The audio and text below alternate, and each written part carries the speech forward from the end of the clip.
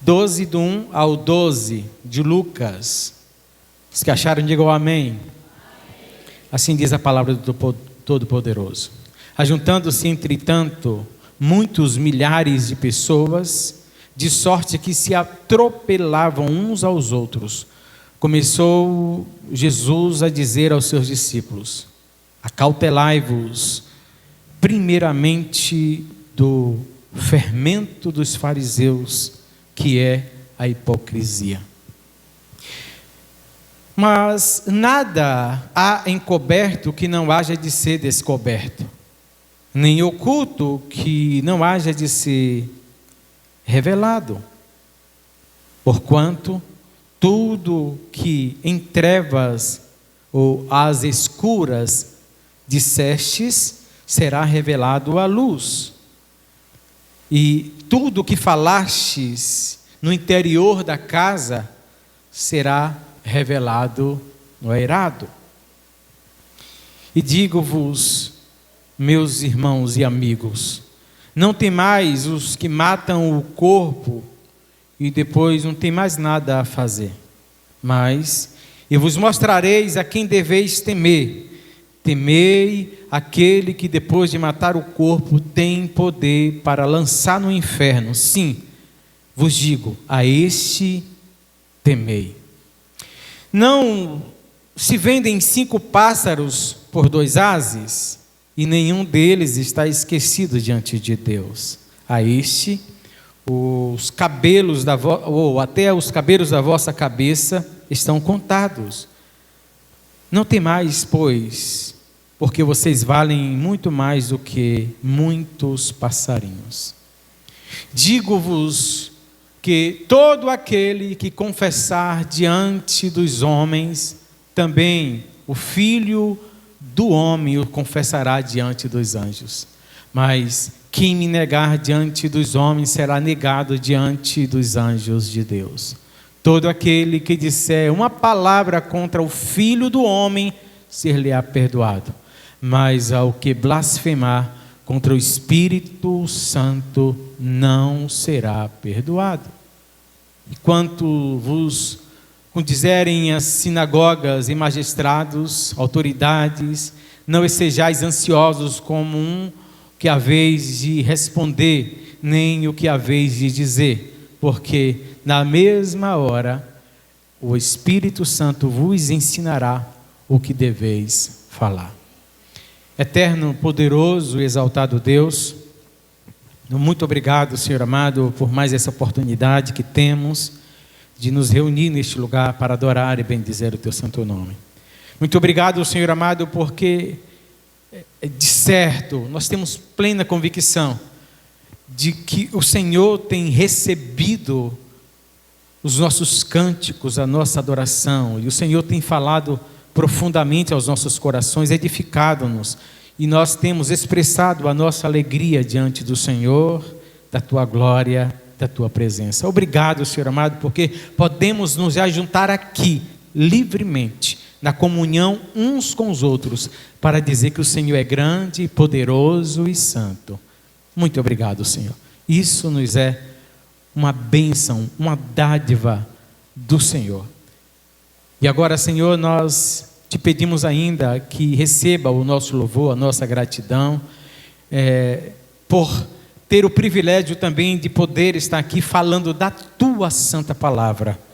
E reconhecemos as nossas fraquezas e debilidades, Senhor amado, e pedimos e confessamos a nossa total dependência de Ti.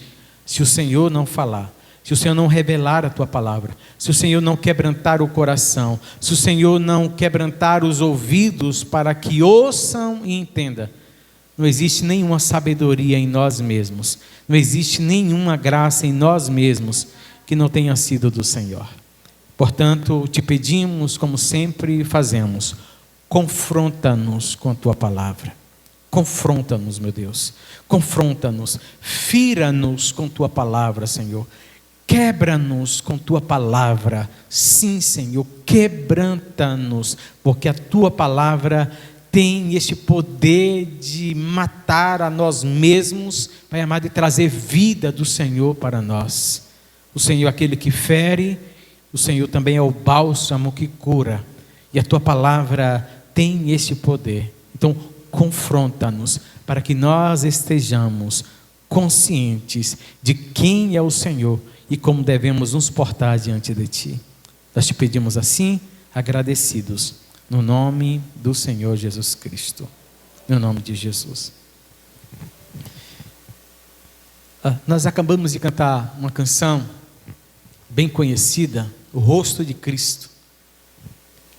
E enquanto cantávamos, eu pensava um pouco sobre como é que nós vemos a Jesus. Quando nós falamos de Jesus, quando o nosso relacionamento com Ele, quando lemos as Escrituras e o que dele lemos, o que dele conhecemos, qual é a imagem que vem à nossa mente? Quando a gente olha para o caráter de Jesus, quando a gente olha para a sua natureza, a sua grandeza, quando nós olhamos para a sua bondade, quando nós olhamos para a sua graça, quando nós olhamos para o seu poder, para a sua glória, para a sua autoridade, qual é a imagem que vem à nossa mente? Qual é a imagem? Quando nós lemos os evangelhos, e nós estamos nesses dias, principalmente aos domingos, nós temos refletido e estamos fazendo exposição, não de todos os versículos, não versículo por versículo, mas nós estamos dando uma sequência expositiva do livro de Lucas. E nós, então, percebemos que do capítulo 1 até o capítulo 10, Lucas vai desenhar, através da sua escrita, um Jesus que é proferido por João Batista. Eis o Cordeiro de Deus que tira o pecado do mundo. Então, do capítulo 1 até o capítulo 10, mas quando começamos a ver, principalmente a partir do capítulo 6, nas bem-aventuranças, e quando ele termina o Sermão do Monte, que ele então começa a lidar com os escribas, com os grupos religiosos da sua época. Jesus então, e a partir do capítulo 11, sobretudo, Lucas começa a pintar Jesus com uma outra face, né? O Cordeiro que tira o pecado do mundo, que é dito, que é escrito por Lucas, que é escrito por João, que é escrito por Mateus, por Marcos, pelos evangelistas, e nós estamos em apreço nesse texto em Lucas. Então, o capítulo 1 até o capítulo 10 é esse Cordeiro, e a gente tem essa imagem do Cordeiro, da ovelha, esse animal que é tão dócil, que quem já teve a oportunidade, não os bodes e as cabras que nós temos na cidade, por exemplo, que são marrentos, e a gente estava falando até sobre isso na escola bíblica dominical. Mas a ovelha é um animal dócil, dá até para você colocar um lacinho, né? E pegar um cordeirinho, um filhote de ovelha. Se você fazer isso com bode, ele te dá umas 2 marradas, né? 2 cabeçadas que você não fica em pé. Mas a imagem que nós temos quando falamos de ovelha é aquele animal dócil, o animal que é mudo, o animal que não reclama, o animal que é inocente, esse animal que não agride ninguém, esse animal que é indefeso, não é? Sempre carinhoso. Mas a partir do capítulo 11, Lucas, e nós vemos aí que Jesus começa então a ter o relacionamento de Jesus com os seus ouvintes, sobretudo com os grupos religiosos que agiam com hipocrisia. Nós percebemos uma certa animosidade. Jesus sendo mais conciso, Jesus debatendo com eles, Jesus chamando a atenção deles e colocando mesmo, apontando: vocês são hipócritas. Vocês são como um sepulcro caiado, por fora uma beleza, né? Mas por dentro só tem imundície dentro de vocês. Vocês são falsos, vocês não são verdadeiros. Então nós percebemos a partir do capítulo 11 de Lucas, principalmente, esta animosidade. Então Lucas começa a pintar, através da sua escrita, a mudar a face desse cordeiro manso, suave. E ele começa a dizer: ele de fato é o Cordeiro de Deus, mas ele também é o leão da tribo de Judá.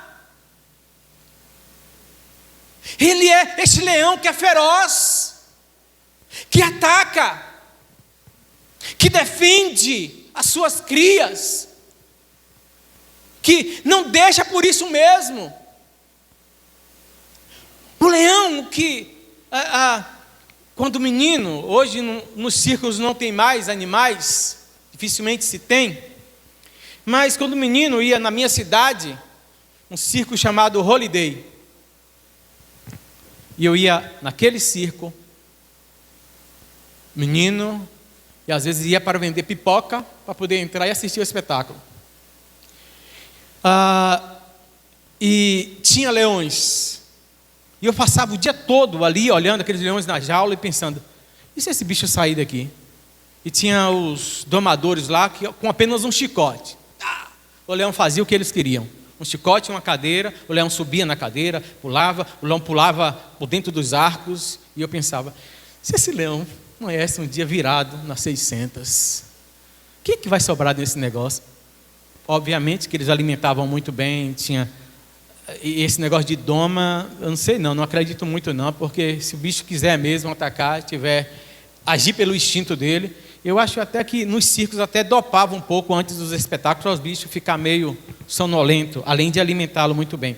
Mas só você olhar ali na jaula, aquele bicho, quando ele solta aquele som, imagine ele na floresta, imagine ele lá nativo, e você ouvir aquele ronco que escuta-se a quilômetros, aquele urrá que escuta a quilômetros. Então, o que Lucas começa a pintar aqui é mostrar que ele é um Deus de amor, que ele é compassivo, misericordioso, mas ele também, ele fica nervoso. Outro dia eu estava, depois de uma quinta-feira dessa, depois de pregar, alguém no outro dia me falou: ei, pastor, o senhor estava meio nervoso ontem, né? O senhor estava meio nervoso quinta-feira. Não, quem está nervoso com a igreja é o leão da tribo de Judá, diante de certos comportamentos. E o que Jesus está lidando aqui, depois de ele fazer vários milagres, vários prodígios, ensinando, então Lucas vai dizer que está uma multidão muito grandiosa. Jesus, a essa altura, está tendo uma popularidade que ele nunca desejou, que ele nunca quis, que ele nunca gostou, que ele nunca usou disto para se promover. Mas a multidão está tão grande aqui, e qualquer um líder, qualquer um pastor, como não vai se alegrar de ver a igreja abarrotada, gente se atropelando pelo manifestar, pelo ensino, e as pessoas estavam ali, estavam atropelando-se umas às outras. Demonstra a popularidade de Jesus. E Jesus poderia olhar, se fosse eu, se fosse um de vocês, quem sabe, que bom, que maravilha, esse negócio aqui está bom demais. Mas Jesus diz: olha, Jesus mostra claramente que esse movimento, que essa popularidade não muda quem ele é. Ele vai deixar bem claro que ele não se deixa levar por popularidade e por movimento. E ele chama os seus discípulos e fala: olha, eu quero falar uma coisa para vocês. A parte B do versículo 1. Tenham cuidado com o fermento dos fariseus. que é a hipocrisia. Cuidado com esta aparência. Hipocrisia vai dar o termo à questão de ator. E o ator então colocava uma máscara e ele agia em conformidade com o personagem que ele estava representando. Mas aquele personagem não era ele. Ele era quem estava por trás da máscara. E o que Jesus está dizendo, olha, vocês têm sido atores. Vocês, na verdade, estão mostrando uma espiritualidade, mas na verdade vocês não têm sido espirituais. Vocês têm sido hipócritas. E Jesus vai falar então, as Escrituras vão mostrar então uma espiritualidade tão efêmera, uma espiritualidade tão densa, tão mascarada, de pessoas que defendem as coisas de Deus e são radicais nela e têm uma aparência de espiritualidade, mas na verdade estão atuando. E Jesus fala, cuidado com isso. Cuidado com a hipocrisia. Cuidado com o fermento dos fariseus. E qual era a função? E quando Jesus fala isso, todo israelita sabia do que Jesus estava falando. A função do fermento era consumir, os organismos do fermento consomem e apodrece os outros ingredientes e faz essa massa crescer.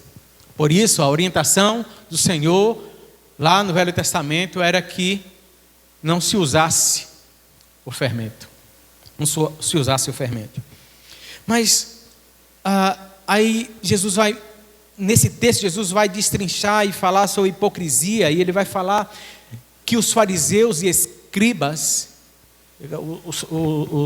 Jesus fala duramente com esses fariseus, com esses grupos religiosos, né, que tem uma falsa espiritualidade, e os escribas chegam para Jesus e falam assim, Senhor, tu falas assim, até nós estamos sendo atingidos. Ele falou, Senhor, vocês também são do mesmo jeito, porque vocês estão indicando e falando de tanta coisa e sobrecarregando as pessoas, sobrecarregando o povo de vários e vários princípios que vocês mesmos não fazem, vocês mesmos não praticam, vocês são hipócritas. Vocês demonstram e falam de espiritualidade. E Paulo, escrevendo a Timóteo, fala justamente disto, lá no capítulo 3, 2 Timóteo, capítulo 3, 5, porque eles falam na verdade, dessa espiritualidade, eles falam sobre esta vida de piedade, uma vida espiritual, eles se preocupam com uma vida piedosa e falam sobre isso, mas na verdade, a piedade não tem eficácia nenhuma na vida deles, são hipócritas. São hipócritas. E aí Jesus vai falar, Jesus vai trazer pelo menos três revelações de quem é Deus, como combater essa hipocrisia, de quem Jesus é e de quem o Espírito Santo é. E é justamente sobre como Deus age diante da hipocrisia que nós queremos falar nesse texto, nesta noite. O texto nos diz, a partir do verso 1, versículos 1 a 3, diz assim: ajuntando-se, entretanto, muitos milhares de pessoas, de sorte que atropelavam uns aos outros, e começou a dizer aos seus discípulos: acautelai-vos, primeiramente do fermento dos fariseus, que é a hipocrisia. Mas eu digo para vocês, e eu estou parafraseando, irmãos, que nada encoberto que não venha a ser revelado. Tudo que vocês disserem às escuras, às escondidas, ou aí no termo, nas trevas, está falando de escuridão, às espreitas, às escondidas, será revelado na luz, e todos verão. Imagine isso aqui tudo apagado e virar um breu, e a gente aproveitar a escuridão para fazer algumas coisas, de repente, abre-se de vez as luzes, todo mundo vai ver. o que está sendo feito. Aí Jesus continua dizendo com relação à hipocrisia: olha, tudo que vocês disserem no interior da casa será revelado, será apregoado no eirado. Ou seja, tudo que vocês disserem lá no quartinho, no escritório, e aqui o texto vai nos mostrar que era comum para os ouvintes originais de Jesus, que se tinha casa, então tinha a dispensa, tinha dispensa separada, e fazia-se isso estrategicamente para que se visse a casa ser arrombada, roubada, minada, então ficariam os alimentos que ninguém saberia onde era a dispensa. Então era o lugar. E as pessoas aproveitavam então, quando queria falar um segredo, quando queria falar uma coisa em particular, ia para essa dispensa. E isso é o interior da casa. Jesus está dizendo: aquilo que vocês estão dizendo, aquilo que vocês disserem, aquilo que vocês combinarem, lá às escondidas, lá às escuras, lá nos escombros, lá dentro, na sua intimidade, vai ser revelado do telhado, e todos verão. E o que nós aprendemos aqui é justamente com relação a Deus, essas características de Deus acerca da hipocrisia, é que, na verdade, Deus vê todas as coisas e Ele vai revelar quem somos nós. Deus vai revelar verdadeiramente com quem sou eu.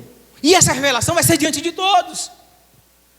E o Senhor então vai chamar a atenção, está chamando a atenção dos discípulos para que eles sejam em Cristo, eles sejam em Deus, que eles sejam verdadeiros e eles andem na luz, que eles pratiquem as suas obras à luz do Evangelho que já lhes clareou.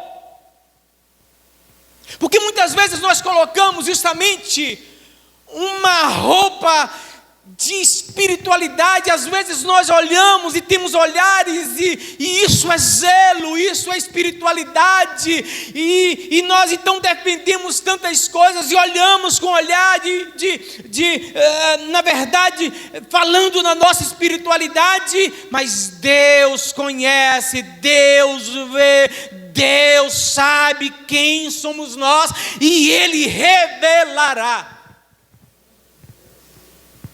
Ele revelará a ação de Deus sobre a hipocrisia.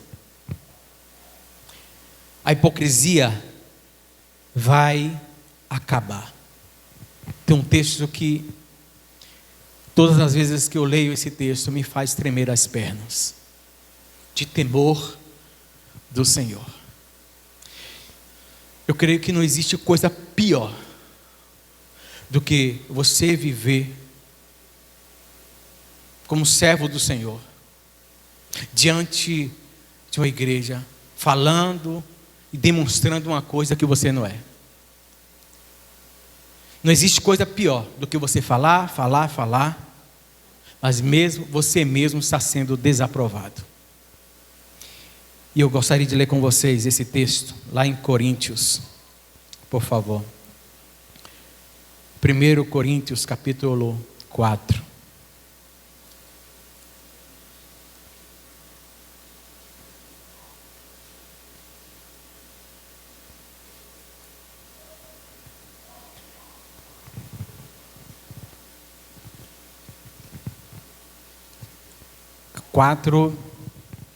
(1 Coríntios capítulo 4,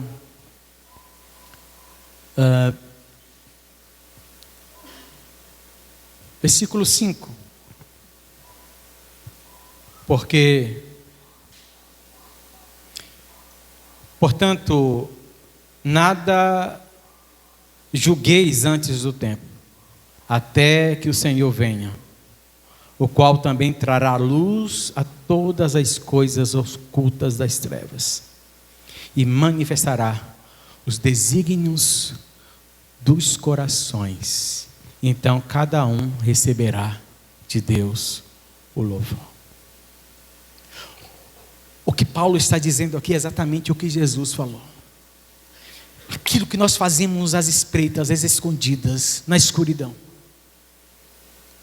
Aquilo que nós fazemos publicamente. Deus está olhando com que intenção eu estou fazendo. E eu vou ser julgado não pelo que eu fiz, não pelo muito que eu fiz ou deixei de fazer. Eu não vou ser julgado por tanto que eu preguei, por quantas almas eu ganhei, se é que eu ganho alguma alma. Eu não vou ser julgado por tantas vezes que eu jejuei, por tantos demônios que eu expulsei. Mas eu vou ser julgado pela intenção, pelos segredos do meu coração, pelo meu relacionamento com Deus. Porque qualquer coisa que eu faça e na verdade não está condizendo com a vontade do Senhor é hipocrisia. O que Jesus está falando é que existe muita preocupação e falando sobre espiritualidade, e Jesus está debatendo, Jesus está falando com fariseus e escribas, homens profundamente conhecedores de todas as leis, que além das leis, então inventaram vários outros artigos, várias outras ações para sobrecarregar o povo, mas eles mesmos não praticavam nada daquilo. E quando faziam para a sua própria glória. Uma preocupação de condenar, uma preocupação de apontar, uma preocupação de dizer aquilo que era espiritual e que as pessoas deveriam fazer, mas eles faziam apenas para serem notados, e eles mesmos não cumpriam aquilo. Então o Senhor diz que Deus não somente conhece cada um de nós, mas o que Jesus está dizendo é que Deus vai revelar quem é quem. Deus vai mostrar quem sou eu. Deus vai mostrar quem você é verdadeiramente. Deus vai tirar todas as máscaras que usamos.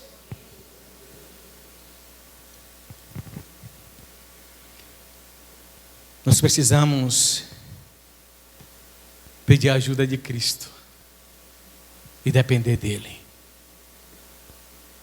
Porque muitas vezes nós somos esse tipo de crente que bota máscaras, que na verdade anda e faz o que quer, mas demonstra uma espiritualidade que na verdade não é verdadeira. Nós estamos vivendo um tempo, uma geração, e nós temos vivenciado isso no nosso dia a dia com diversas pessoas.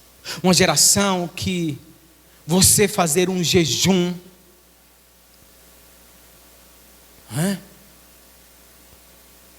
chamam isso um jejum, uma consagração, uma separação para o Senhor, até como costumamos dizer, uma oração, enfim, que costumamos chamar de quando nós às vezes chamamos até de campanha de oração, e muitos fazem com muita sinceridade, mas outros também criticam isso e dizem que isto, na verdade, é farisaísmo.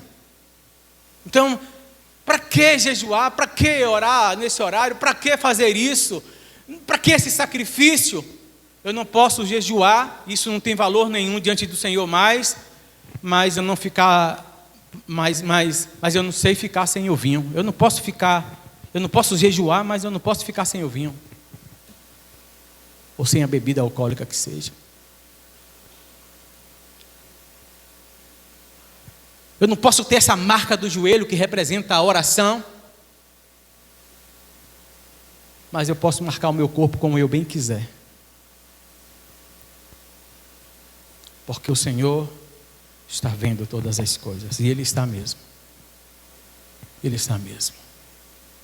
Eu não posso, nós falávamos até hoje pela manhã, eu não posso cantar essa canção porque ela é humanista, porque ela exalta o homem apenas.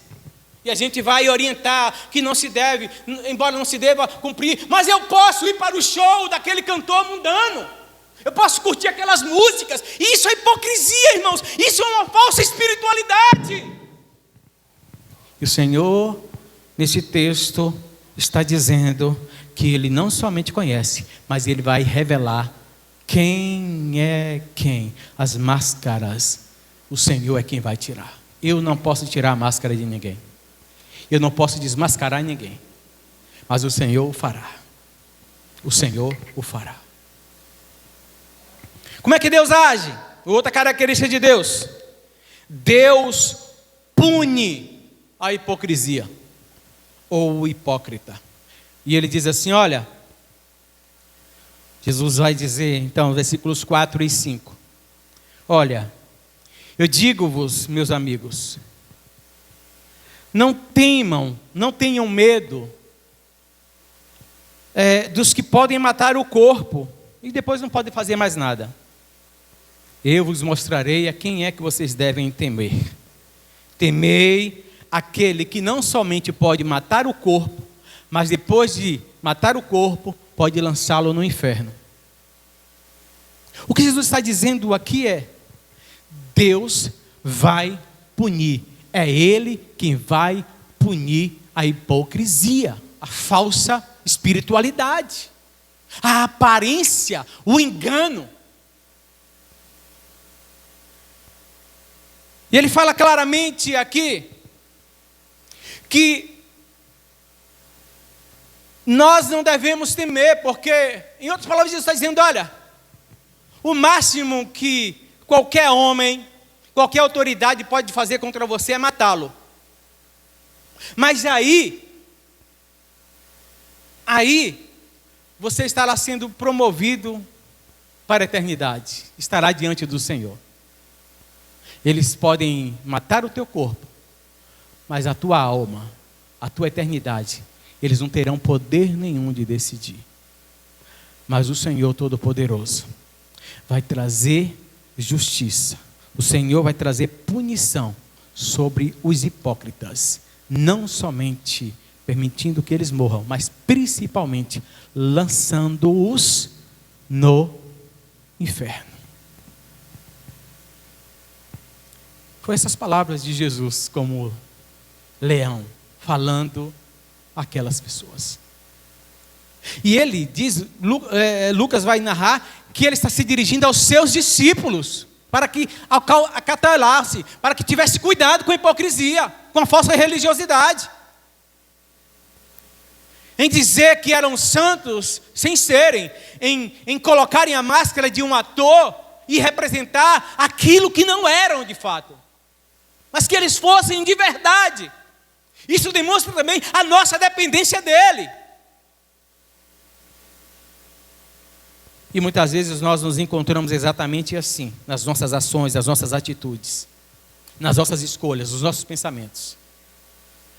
Falamos e prezamos, falamos que amamos o Senhor, que entregamos a nossa vida a Ele, mas a nossa vida lá fora, principalmente, não diz nada do que proferimos, as nossas atitudes. Que somos dele, que nós abrimos mão de tudo por ele, que nós o amamos acima de qualquer coisa. Nós cantamos, eu nasci para te adorar, eu não quero sair daqui, eu quero estar aqui, eu quero te adorar, porque foi para isso que eu nasci, e é verdade. Mas o que dizem as nossas atitudes no dia a dia? Quantas vezes, na verdade, eu e você está sendo hipócrita em cantar isso. Ah, pastor, então eu não vou mais cantar não. Não, nós precisamos mudar de vida e pedir graça a Ele, para que de fato nós possamos com prazer, e não pelo emocionalismo, não pela beleza da canção, não pela beleza poética das palavras que proferimos, mas de fato vivendo e sabendo que se verdadeiramente estamos nele, vivendo nele, nós seremos tentados a ter uma vida de hipocrisia.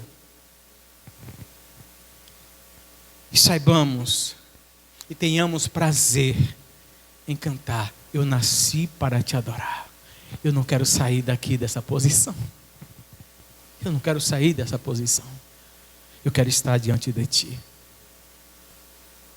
Tenho pensado muito sobre isso. E às vezes a gente olha, e a sensação que a gente tem, e eu me lembrei muito de Paulo essa semana orando pela igreja, naquele naquela ida de Paulo para Roma, aquele naufrágio. E Paulo chega ao ponto de dizer: há muito tempo não víamos nem o sol e nem as estrelas. E nada podíamos fazer, senão colocar o navio numa direção e deixá-lo ir. E o que eu aprendo e o que o Senhor fala comigo é que existem coisas que não tem muito que a gente fazer. Tem hora que nem mesmo a oração nos conforta, nos consola. Eu não sei se os irmãos vivem isso. Tem hora que por mais que a gente ora, a gente não sente o consolo na oração. Mas aprendemos também que independente da densa tempestade e as trevas que perdurem, as dificuldades, as crises, eu tenho que me manter o barco da minha vida ali diante dele e deixar ele me conduzir. Eu tenho que deixar que esse barco permaneça ali e ele vai conduzir ao lugar necessário. Isso é ser verdadeiro, irmãos. Eu tenho que entender que como crente, às vezes eu não tenho força para ser verdadeiro como eu devo ser. Eu tenho que correr para ele. Eu tenho que ir para ele. Eu tenho que permanecer nele. E ele vai revelar também quem ele é na nossa vida. E aí Jesus, enquanto fala dessa punição para a hipocrisia que Deus fará, e olha, não é o diabo, é Deus. Não é o diabo que vai punir você. É Deus. Porque o diabo não tem moral nenhuma para punir ninguém. Só Deus é santo. Só Deus é santo. Só Deus é santo. Só Deus é santo. Só Ele é poderoso. Só Ele tem autoridade.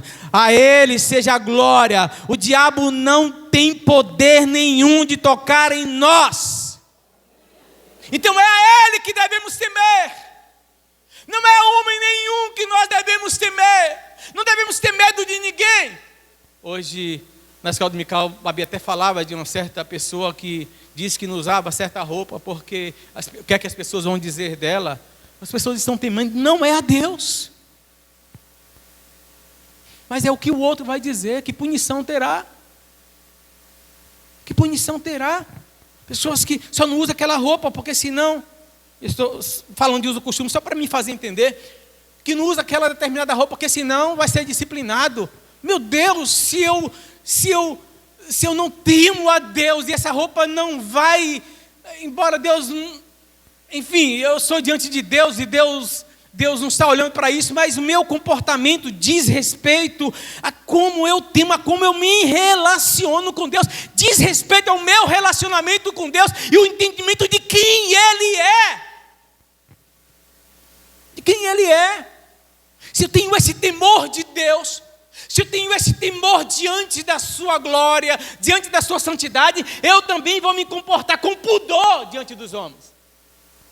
Eu não vou me comportar com pudor diante dos homens por causa dos homens, mas é por causa da minha intimidade, é por causa do meu relacionamento, é por causa da santidade, do meu relacionamento com o meu Deus, por quem Ele é, Deus Santo e Todo-Poderoso.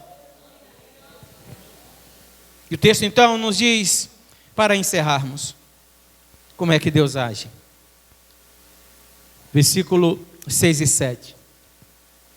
Não se vendem 5 passarinhos por 7 ases, ou por 2 ases, melhor dizendo. Então, alguns passarinhos são vendidos, são bem baratos. Não tem valor nenhum aqui. Eu me esqueço agora, se não me engano, era 12 avos do salário de um dia. 7 ases, se não me engano, era 12 avos. Era a 12ª parte de um denário. A 12ª parte da diária de um dia. Ele está dizendo, olha, tantos passarinhos são comprados tão baratos, são tão baratos. Diz o texto. Não se vende, não se tem 2 passarinhos, ou melhor, 5 passarinhos por 2 ases. Nenhum deles está esquecido diante de Deus. Até os cabelos da vossa cabeça estão todos contados. Não tem mais. E para algumas pessoas, igual eu, quem mais aí está careca, meu Deus do céu? Talvez Arlene principalmente, né? É fácil contar, né? Mas vai contar o cabelo de Yasmin. Conta ali. Ney também já está dando para contar, viu, Ney? O que esse texto está revelando, irmãos, é que Deus é soberano. Ele está no controle de todas as coisas. Por isso nós não devemos nos comportar neste mundo temendo aos homens, para agradar os homens, para fazer conforme os homens, mas de acordo com a vontade de Deus, porque Deus está no controle de todas as coisas. E Ele diz: olha, vocês são mais valiosos do que todos os passarinhos, do que uma multidão de passarinhos. O que Ele está dizendo é que Deus vai cuidar daqueles que permanecerem fiel a Ele. Que Deus tem esse compromisso com aqueles que se mantêm fiéis, que deixam de lado e que vencem a hipocrisia, que são verdadeiros, dependentes de Deus. Assim como Deus vai punir, vai revelar e vai punir quem é quem, ou Deus vai revelar quem é quem, assim como Deus vai punir a hipocrisia, Ele vai cuidar daqueles que são verdadeiros. Ele cuida. Deus dá valor até um passarinho, muito mais vocês que são mais valiosos do que muitos e muitos e muitos e muitos passarinhos.